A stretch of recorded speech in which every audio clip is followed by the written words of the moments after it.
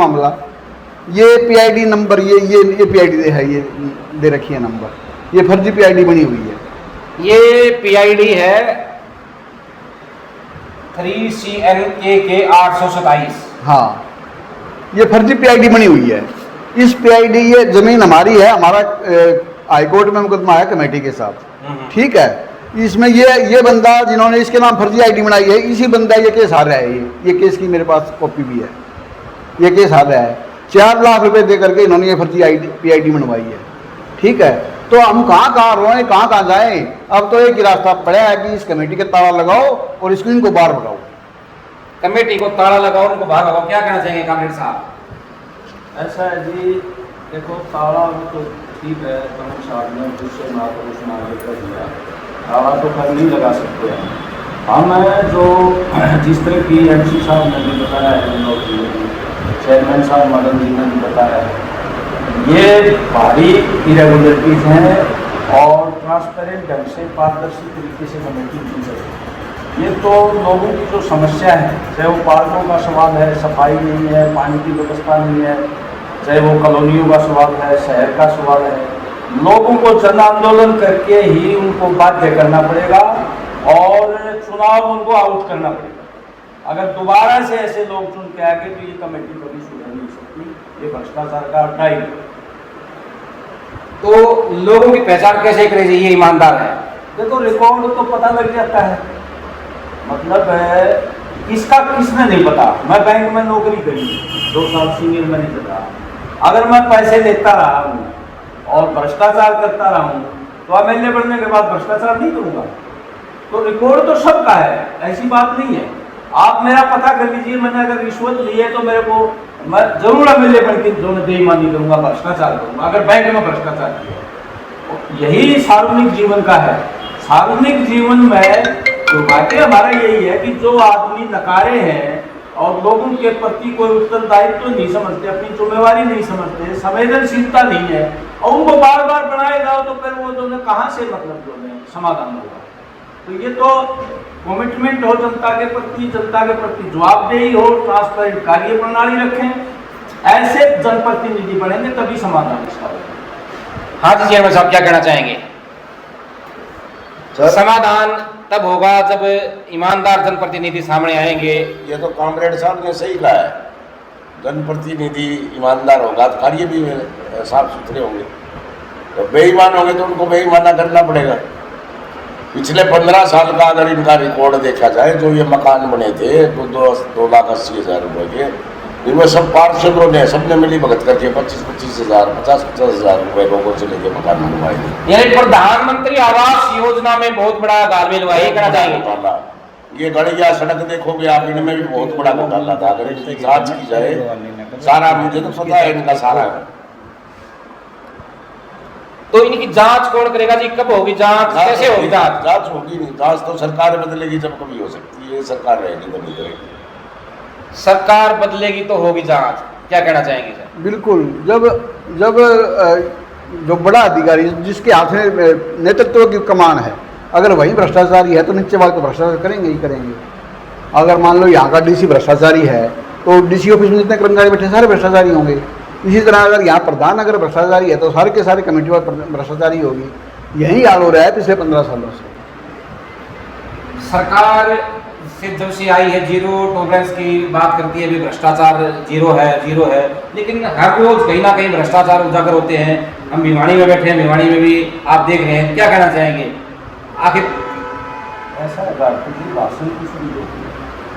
अमृत one योजना का payment एक जनप्रतिनिधि, जो मुख्य जनप्रतिनिधि, उसके हाथ से आप उसकी जांच करवाने को लेती या जांच करवानी होती, तो डीन कितनी मार रहे, धान घोटाला आपका, और बच्चों के जो है रजिस्टर में घोटाले, बिजली बोर्ड में घोटाला, कितने तो लोग पकड़े गए हैं। आप देखिए शराब घोटाला, रजिस्ट्रियों का घोटाला, HPSC भर्ती घोटाला। यानी ये परीक्षा ठीक ढंग से नहीं दे सकते। नीट की पूरे देश की परीक्षा है और वो बच्चे तैयारी कर रहे, 15-20 बच्चे तो सुसाइड कर गए कि दोबारा पता नहीं पास होंगे कि नहीं होंगे। जब ये परीक्षा ट्रांसपेरेंट ढंग से नहीं दे सकते और उन लोगों से पेपर बनवाते हैं जो लोग प्राइवेट इंस्टीट्यूशन से सुनाते हैं इनके हाथ में। अरे इनका तो जो ना 15 लक्ष्मण पकड़ा गया था, पहले अगली बार डॉलर में देना इनका प्रधान था। आडवाणी जी जो ना आए थे हवाला घोटाले में, ये भ्रष्टाचार के विरुद्ध बात करते हैं क्या? ये तो खोखले जो ना लोगों को पकाने के लिए ये सब करते हैं। नीचे नीचे ये सारे भ्रष्ट प्रॉपर्टियां बना रहे हैं ज्यादातर लोग। मैं सबको तो नहीं कह सकता, कुछ लोगों में ही मानता, हर जगह सब लोग नहीं होते, लेकिन मेजोरिटी लोग ये जो ना ये प्रॉपर्टियां बना रहे हैं और राज का फायदा उठा करके घोर भ्रष्टाचार कर रहे हैं। अब 2023 का मैं बता दे रहा हूँ, 350 करोड़ का घोटाला कर दिया छिमा कंपनी से मिलकर, जांच नहीं करवाई इन्होंने। टॉलरेंस नहीं है भ्रष्टाचार के। कौन मंत्री थे, कौन अधिकारी थे, लोगों को बताओ तो। अब किसानों को देने की बात करती स्टेट ग्रीवेंस कमेटी ने, किसानों के आंदोलन से दबाव, तो उसके सूत्रधार कौन थे, ये कभी नहीं जाएंगे सामने। और यहाँ तक भी बड़े अधिकारी ये कहते हैं कामड़ जी आपको मुआवजा चाहिए, आपको सजा थोड़ी दिलवानी है उनको। बताओ, आप मुआवजे की बात करो, आप तो भ्रष्टाचार के विरुद्ध बात करके राजनीतिक बात कर रहे हो। बड़े अधिकारी ये कह रहे हैं, बताओ ये आपका काम हो जाएगा तो आपको क्या मतलब है? छोड़ो उस बात को, बताओ क्या कहना चाहेंगे इस बात पर? सर मैं ये जो सरकार है ना हरियाणा की क्या सेंटर की भी, ये बड़ी ढीठ सरकार है। अभी आप लोग मुआवजा चाहिए आप बात करो, क्योंकि मुआवजा मिल जाएगा तो कामरेड साहब चुप हो जाएंगे। अगर कामरेड साहब करेंगे न्यायिक जांच की मांग तो हो सकता है वो आदमी जो ये कह रहा है वो भी उसकी घेरे में आ जाए। ये तो हो सकता है ना। अब क्या हुआ, ये 2750 पोस्टें हैं HPSC की, सेकंड क्लास के, फर्स्ट क्लास की। ये सारी की सारी SC, OBC और EWS, इकोनॉमिक बैकवर्ड क्लास, इन लोगों की पोस्टें हैं। ये कहते हैं कि हम बिना खर्ची और बिना पर्ची के नौकरी लगवाते हैं। आलोक वर्मा ने बिहार से पेपर बनवाया और उसकी ऑनलाइन मार्किंग भी बिहार से ही करवाई, और उस ऑनलाइन मार्किंग में बड़ा घोटाला सामने आ रहा है। ठीक है, और 474 बच्चे तो ऐसे हैं जिन्होंने पेपर पास कर लिया, इंटरव्यू पास कर लिया, लिस्ट में नाम आ गया, उन बच्चों को सिर्फ इस आधार पे हटा दिया गया कि आपका सर्टिफिकेट 2 दिन पुराना है या आपका सर्टिफिकेट 5 दिन नया है। वो कहते हैं हमें सर्टिफिकेट चाहिए टेंटेटिव डेट का, जिस डेट को एडवर्टाइजमेंट निकली और फॉर्म भरने की जो लास्ट डेट है वहाँ तक। अब बताओ ये कौन सा तुक है? जब सर्टिफिकेट बनता ही पिछली इनकम के आधार पे है तो फिर जो 1 साल का पूरा बनेगा, एक फाइनेंशियल ईयर का।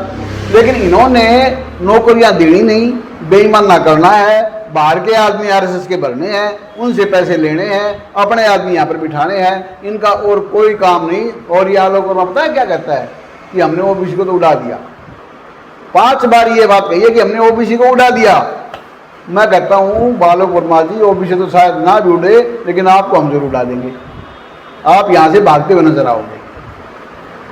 HPSC की बात चल रही है सर, HPSC में जो आरक्षित श्रेणी है वो नहीं, ओपन श्रेणी के भी प्रभावित है, वहाँ भी उनको नकारा जा रहा है। क्या कहना चाहेंगे? देखो जी ऐसा है, एक तो जो कंडीशन रखी है UGC की गाइडलाइंस का वायलेट करके, मनमाने तरीके से पेपर सेट करके, और जो इंटेलिजेंट बच्चे थे, और चाहे SC के थे, चाहे OBC के थे, जनरल थे, उनको बाहर रखा है। ये और 35% की कंडीशन रखी। पेपर भी वो उन लोगों ने पढ़ाया जो बड़े सुनियोजित तरीके से वो ट्रांसपेरेंसी दी है उसके रिपोर्ट में। और जो एकेडमिक रिकॉर्ड है, PhD करी है बच्चे ने, नेट क्वालिफाइड है, BSc MSc है, उन नंबरों को कोई वेटेज नहीं दी जो सारी जिंदगी उस बच्चे ने लगाई है। और उसे एक पेपर पहले भर्ता करके, वो भी पेपर बनाने वाले कौन है, किस तरह का पेपर बनाते हैं, ये सारा षड्यंत्र रचा है। अब देखिए ना, माननीय हाईकोर्ट ने भी कहा कि UGC की गाइडलाइन का पालन नहीं, और उसको मानने को तैयार नहीं, ढीठ बने हुए कि हम लोग कर रहे हैं, बिल्कुल ठीक कर रहे हैं।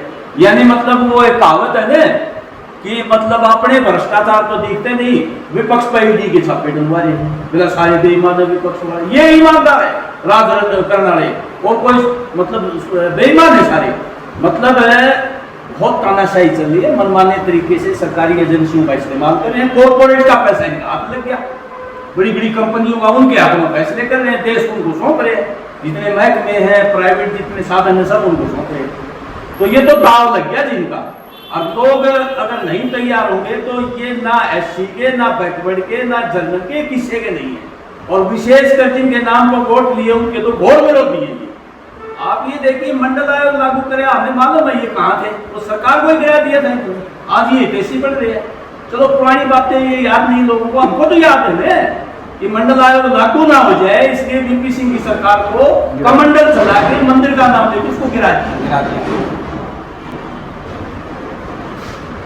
एमजी साहब, क्या मांग करना चाहेंगे सरकार से, प्रशासन से, नगर परिषद की जो समस्याएं हैं, भ्रष्टाचार है, क्या कहना चाहेंगे? नगर प्रशासन से तो यही बार बार समाधान शिविर में भी यही है कि लोगों के काम हो, विकास कार्य हो, बिना भ्रष्टाचार के।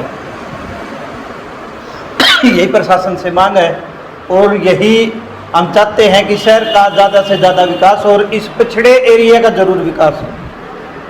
पिछड़ा एरिया पहले पिछड़ा है जी, और पिछड़ता जा रहा है क्योंकि वहाँ विकास नहीं हो रहा, क्या कहना चाहेंगे? ऐसा है जी, वैसे तो हालात पूरे शहर की खराब। एमएलए की जगह तो पानी गंदा आ रहा है, आज जो मैं 1 साल से आ रहा था, 2 साल से आ रहा था, उसकी संभाल नहीं है उसको, वो पिछले क्षेत्र की क्या संभाल। शहर में आप ये देखो जितना पैसा आता है, अमृतमन योजना में आया, कहाँ गया वो पैसा सारा, मतलब एक आदमी का अच्छे से सारा पैसा नहीं दिया। अब अमृत योजना है, कब लागू होगी पता नहीं, 2 साल से सुनने मारेगी, 42 साल की लाइनें बदली जाएंगी। अब कह रहे हैं कि मुख्यमंत्री 89-88 करोड़ आए, मुख्यमंत्री जी साइन करेंगे, पीने का पानी नहीं मिल जाएगा जी। शहर में आप ये देखो 70-80% लोग गंदा पानी पीने, वो भी नहीं आया। सीवरेज की हालत खराब है, मिले में सीवरेज के पीने के पानी की लाइन के, तो मतलब इनसे अपेक्षा क्या करें? उनसे तो कोई अपेक्षा है नहीं कि ये सुधार करते हैं, कोई विजन नहीं है इनका। पानी के टैंक मतलब टैंक कितने होने चाहिए 5 साल के लिए, आगे के लिए क्या योजना, इनके पास कोई विजन नहीं है। अधिकारी इनसे मतलब वह नहीं खाते, क्योंकि पता है ये जो जिस तरह के धंधे करते हैं, ये क्या बोल सकते हैं अधिकारियों के सामने। अधिकारी तो उसी से रहेगा ना जो ईमानदारी से ईमानदार होगा। हाँ, अधिकारी उसी से डरेगा जो ईमानदार होगा। क्या कहना चाहेंगे? आज पानी का हमारी प्राथमिक जरूरत है, वो भी पूरी नहीं हो पा रही है। विनोद को तो पता होगा कि ये जो सड़क है ना, ये जो ये सर्कुलर रोड की, ये पुल से लेकर के और बावड़ी गेट तक की, यहाँ धूल उड़ा करती और काफ़ी आदमियों को सांस की बीमारी, टीबी की बीमारी हो गई। गड्ढे गड्ढे थे यहाँ पर, मतलब इतना रास्ता पार करने में कम से कम 10 मिनट लग जाया करती है, जो 1 मिनट का रास्ता है। हमने यहाँ पर भूख हड़ताल की, भूख हड़ताल करके जो ना हमने इस रोड के लिए सरकार से पैसा अलॉट करवाया और इसको बनवाया भी। और उसके बाद इसके जो साइड की जो रोड है लिगड़ी, इसके इसमें से जो रोड निकल गई उसकी हालत देख लो आप। अब ये आपका हनुमान गेट पे एक मंदिर बना हुआ है, उस मंदिर के पास 2 साल हो गए इन लोगों को लगे हुए, आज तक वो उनका नाका ठीक नहीं हुआ। ये पुल का हाल देख लो आप, 4 साल हो गए इस पुल को काम चलते हुए, अब तक आधा पुल भी नहीं बना, अभी 2 साल और लगेंगे। पुल तो चौड़ा भी बनना था, कहाँ चौड़ा बना था, उतना बन जाए वही बहुत है, पीड़ा कर दिया, बताओ पीड़ा कर दिया। तो ये सरकार काम करना नहीं चाहती, इसके पास सिर्फ हिंदू मुसलमान के पाकिस्तान हिंदुस्तान के सिवा कोई मुद्दा नहीं है, विकास के नाम पे बिल्कुल जीरो है। हाँ, नितिन गडकरी थोड़े बहुत ये रोड जो ये बनवाए हैं, बाकी और कुछ नहीं है किसी के पास, और ये इतने झूठे और मक्कार आदमी है, बस कुछ नहीं। तो आप सभी का बहुत बहुत धन्यवाद जी, धन्यवाद जी, धन्यवाद आपके मैं चैनल एक का। बात कहना हाँ जी, चाहता हूँ। हमारे इस इलाके के पंडित लेखीराम शर्मा महासंघ के पास में इसलिए 2 साल से 4 दीवारी की गई है। 1.5 साल पहले मैंने चेयरमैन को देखा कि 4 दीवारी की गई है, वो शहर के बीच में है, हमारे बहुत बड़े आज़ादी के नेता हैं। 3 बार तो मेरे पास फोन आ गया कमेटी का, जी हम कर रहे हैं जी, बजट पास हो गया जी, कर रहे हैं जी, आज तक उसकी 4 दीवारी जो टूटी है उसको भी नहीं कर पाई। आप अंदाजा लगा लो, शहर के बीच में है, शहर के बीच में। महान स्वतंत्रता सेनानी जिन्होंने अपनी पूरी जिंदगी जेलों में काटी है, ये उसकी 4 दीवारी ठीक नहीं करा सकती। ये जो पिछड़ी बस्तियों में पानी कहाँ जाएंगे, कहाँ ये सीवरेज ठीक करेंगे, हालत इनकी बहुत माड़ी है। धन्यवाद जी आपका भी, धन्यवाद धन्यवाद धन्यवाद साहब, धन्यवाद सर। धन्यवाद आपका। तो भाई आपने देखा नगर परिषद में किस प्रकार से भ्रष्टाचार रुकने का नाम नहीं ले रहा है। और बात तो क्या, पीने के पानी की पूर्ति भी नहीं हो पा रही है और समस्याएं तो बहुत ज़्यादा हैं। तो कमेंट सेक्शन में अपनी राय जरूर दें, आप क्या कहना चाहते हैं वीडियो में इन समस्याओं के बारे में, भ्रष्टाचार के बारे में, पीआईडी जो खासकर पैसे लेकर के पीआईडी बदली जा रही है उनके बारे में। धन्यवाद, नमस्कार, मैं वेद प्रकाश, आप सभी का जी पुनः धन्यवाद। धन्यवाद।